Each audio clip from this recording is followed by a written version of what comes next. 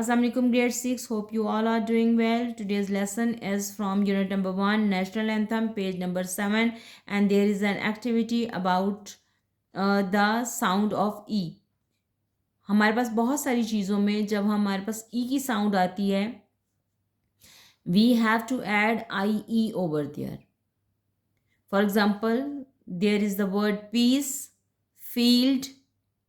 आपके पास ई की साउंड के लिए हम मोस्टली ई आई या आई ई इस्तेमाल करते हैं, बट हम आई ई कंबाइन जब इस्तेमाल करते हैं हम यहाँ पे आई ई लिख रहे हैं, लेकिन जहाँ पर हमारे पास सी आ जाएगा, फॉर एग्जांपल हमारे पास वर्ड है रिसीव्ड, तो सी के साथ हम आई ई नहीं लिखते, सी के साथ हम हमेशा उल्टा लिखते हैं ई आई।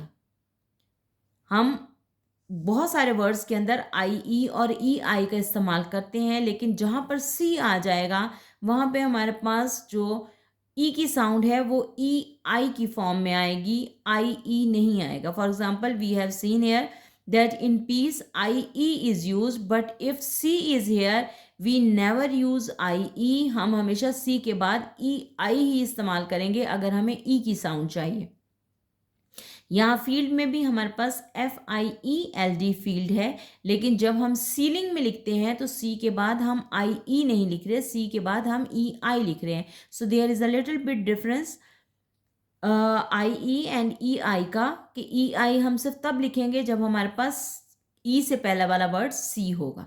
सो with the help of this one we have an exercise that we have misspelled word here, so you have to correct all the spellings, that is because these are the wrong spellings,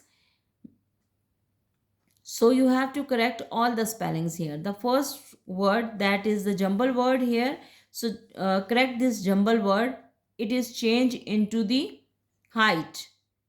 अगर हम इसके exact spelling देखें तो हमारे पास वो सारी चीज़, वो alphabets जो यहाँ मौजूद थे वो यहाँ भी मौजूद हैं। हम इसको चेंज करेंगे और इसको हम चेंज करके ये करेक्ट स्पेलिंग बनाएंगे। यहाँ पर आप देखेंगे कि आपके पास हाइट के स्पेलिंग HEIGHT हैं। यहाँ पे आपके पास ज़्यादा वर्ड्स जो हैं वो HCEI से हैं।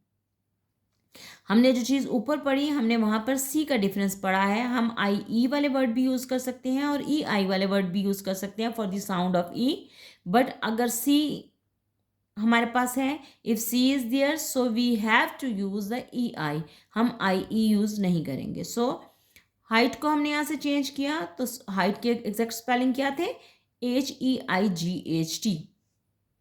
So the next word is NEITER। अगर हम ये सारे स्पेलिंग्स देखें कि ये हमारे पास क्या करेक्ट वर्ड बनता है, तो the correct word is the neither, NEITHER, neither ये करेक्ट वर्ड है जो कि इन जंबल वर्ड्स को देखते हुए हम बनाएंगे। The next alphabet are WREID, so this is the word weird, और उसके लिए हमारे पास करेक्ट स्पेलिंग है VEIRD। ये वियर्ड के स्पेलिंग है। आप देख रहे हैं कि ई आई आपके पास ई की साउंड देता है और ये मोस्टली कंबाइन आता है, ठीक है।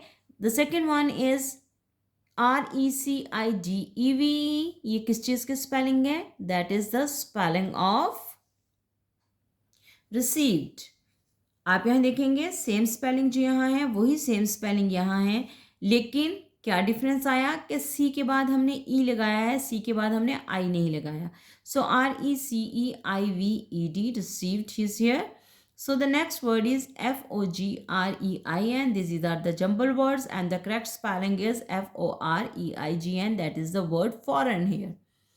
The next word is the SEZIE and the correct spelling is SEICZE, sees. The jumble words are here CNEILING, और हमने इसका करेक्ट वर्ड जो बनाया that is ceiling, CEILING। The main thing जो हम आपको एक्सप्लेन करना चाह रहे थे कि सी के बाद हम कभी IE नहीं लगाएंगे, हमारे पास जब भी सी के बाद होगा तो हमारे पास ई का वर्ड ही आएगा। मोस्टली हम कंफ्यूज हो जाते हैं रिसीव्ड के स्पेलिंग में, हम आई ई लगाना चाहते हैं, RECIE, but the correct spelling of receive is RECE because C is here, so we never put I after the C. C के बाद हम हमेशा E ही लगाएंगे, हम I नहीं लगाएंगे. So the next word is deceive. Deceive भी कुछ confusing word है. DEICEDVE.